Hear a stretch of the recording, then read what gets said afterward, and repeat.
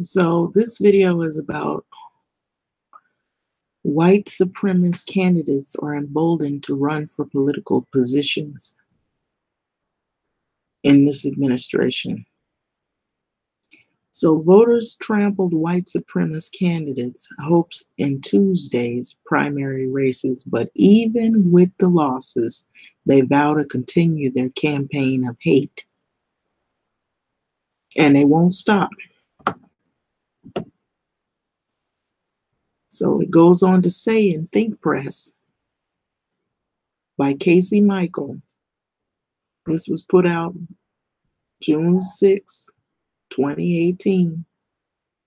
And here he is pictured here. A white supremacist like Patrick Little didn't fare well in Tuesday's election, but that doesn't mean they're giving up hope. So here he is. He's not the only one. There have been others. They've been popping up all over the place. So that's why I said hold on to your seats, because it's not over. So after an analyst predicted 2018 could be a bumper year for white supremacists running for office, there were concerns that these neo-fascists would take their first real step toward power in the Trump era during Tuesday's primaries.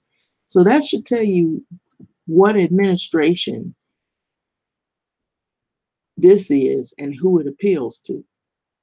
Despite white supremacists' growing prominence in the recent years, however, Tuesday results didn't bring those candidates any closer to power, although some have vowed to run for office again, which I believe that's true.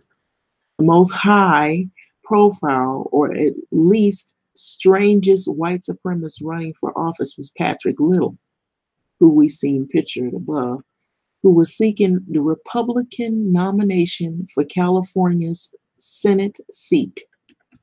Little embraced many of the baseline white supremacist views, rank anti-Semitism, an endorsement from David Duke calls for the balkanization of America. But he also took his thirst for attention further than most. For instance, after being booted from the California GOP convention earlier this year, Little released a video spitting and stomping on an Israeli flag. White supremacist Senate candidate praises anti-Semitic robocalls targeting Dianne Feinstein. Initially, Little actually seemed like he tapped into an audience willing to back his fascist views. One April poll found that 20% of the California voters would be supporting his campaign, enough to land him on the ballot in November to face Senator Dianne Feinstein. Shortly thereafter, a series of robocalls backing Little and laced with anti-Semitic epithets, eventually tracked by the spokesman review back to a racist holding up in northern Idaho, covered California. All of that attention, though, appears to have backfired, cratering Little bizarre campaign.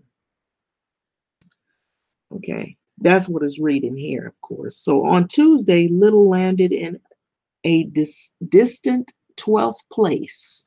So he actually was on there and he ended up in 12th place while he still managed to earn just under 55,000 votes. Now that's alarming. Enough, well, not really, but in a way, people should know what administration we're under. So enough for 1.4% of the vote. 7 other Republicans earned higher returns, all falling short of Feinstein and the state's Senate, Kevin D. Leon. So in keeping with the spiritual racism, or conspiratorial racism, though, Little has vowed that he won't give up and that he'll challenge the results wholesale. So as he said in a video released Wednesday, Little believes he actually may have won the race, but that Jewish supremacists and the Zionists undercounted his votes. That's how he claimed it. That's why it's in quotes. So that's the way he blamed. He's basically blaming people that he has a hate for.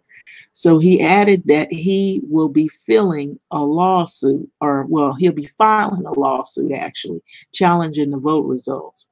It sounds like the other guy who he had a lot of controversy that happened to him. I forget his name, and he tried to file a suit. And so some of these people have been really emboldened in this administration, this administration, and he's planning on running for. Oh my God! Now listen to this, people. Let me show you his picture. We just passed by it, but this is a bigger picture of him. This is Patrick Little. He's white. He's an open white supremacist, and here he is here. And let me read this. It says, white supremacist Senate candidate praises anti-Semitic robocalls targeting Dianne Feinstein. Now look, he also says in 2020, he is running for president. So just get ready. I did not say that there's a lot of drama and intrigue going on in this administration. And the next one is going to be drama. I have a feeling. I just have some feeling there's going to be some drama. So state level supremacists. Elsewhere, a race out of Alabama saw an avowed anti-Semite come closer than Little. Now, this is somebody else who also, he's a supremacist, and he was in Alabama. He actually came closer than Patrick Little to a victory of getting voted in. This should not be too surprising, but it should be alarming to people to pay attention, to wake up to see what's going on. So all these other little things, you know, the lady that got released from prison, that's very good. I think it's good for her, but don't be fooled, people, please. And all this stuff that I just showed you, all those people that either they were fired or they walked away from the administration, all this stuff going on. Look at all these people that are coming out of the woodworks that are trying to run for a political office. Every one of them, now you're seeing they have a history. They are bold. They're not even hiding it anymore. Anti-Semite comes closer than Patrick Little to victory, but he still ends up falling short.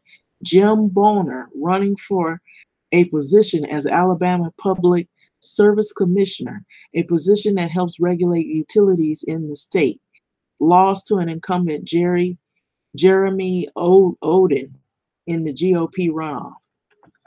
Bonner never gained much national notoriety, but his social media posts in Alabama created a local firestorm over the past few months. As the Alabama.com or AL.com catalog, some of those posts include a picture of a card reading, "My love for you burns like," now brace yourself. This is what the card had in it: 6,000 Jews. And so these people are like hateful of Jews and anybody else. And it says it had a picture of Adolf Hitler in there. And it captioned it, "Oh, I got a Valentine." And so these people are extreme supremacists, but they're running for political seats. GOP front runner of California Senate seat hates Jews, loves Hitler, and wants to destroy the U.S. Oh boy. And so the Alabama Political Reporter also unearthing other posts from Bonner full of sexist and racist rhetoric. In several posts, Bonner likes to use the N-word and jokes about African Americans in derogatory posts, the reporter found. So the defeats following a string of other embarrassment of white nationalists, including the announcement from Austin Gillespie, who goes by Augustus Invictus, that he would be dropping out of Florida's Senate primary entirely. It hasn't all been defeat for white supremacists seeking position in recent elections, however. To wit, neo-Nazi Arthur Jones recently won an uncontested GOP primary for one of Illinois' congressional seats.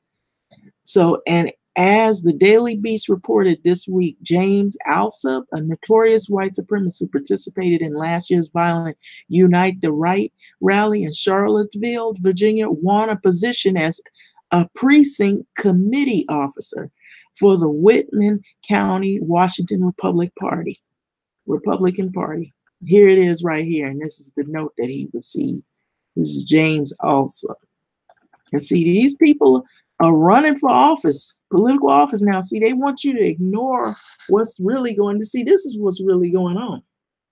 They're trying to take over everything so they can push their agenda. That's where all this is coming.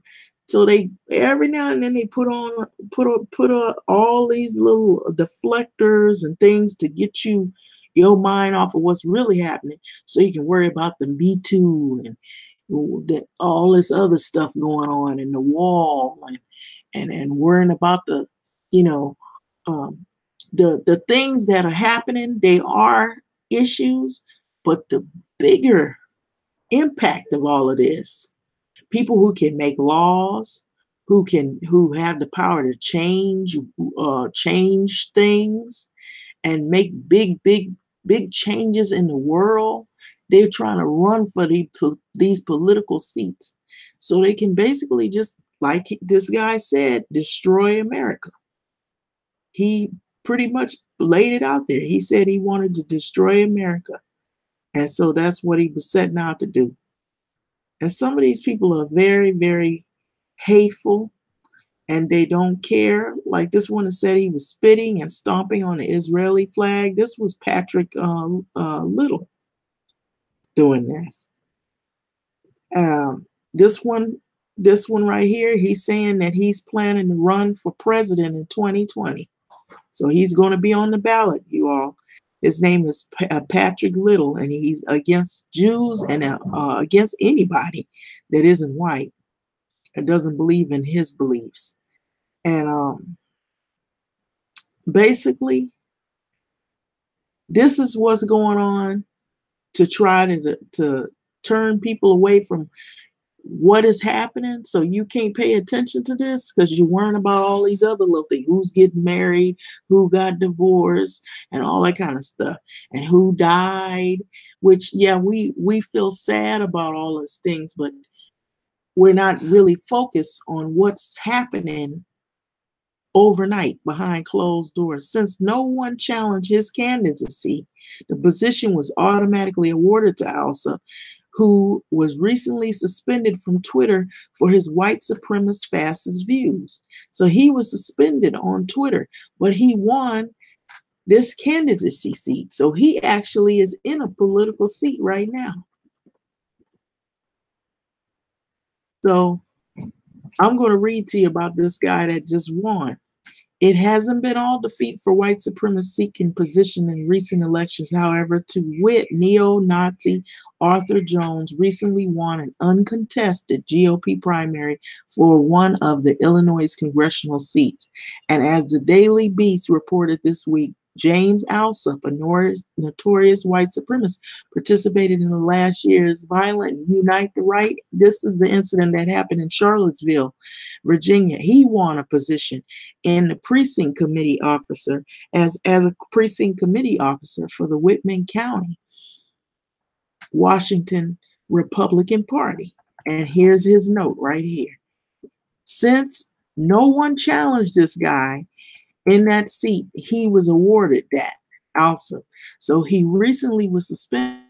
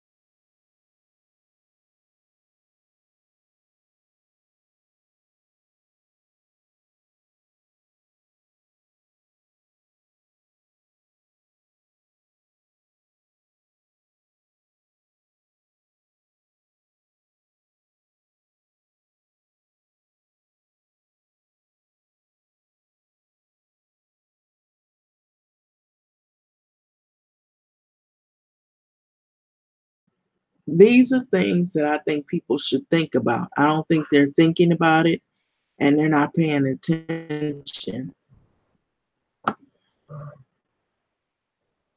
And so these are things that people should pay attention to really serious, because they're not really thinking about the ramifications of voting for these people and who you're voting for. Read up on these people before you vote for them. With that being said, I'm going to end this video. It's just something to think about. Like, comment, subscribe. Give me your feedback on this, because it's pretty disturbing and pretty alarming that these people are able to get this far ahead in the White House or in any political seat. Thanks for listening.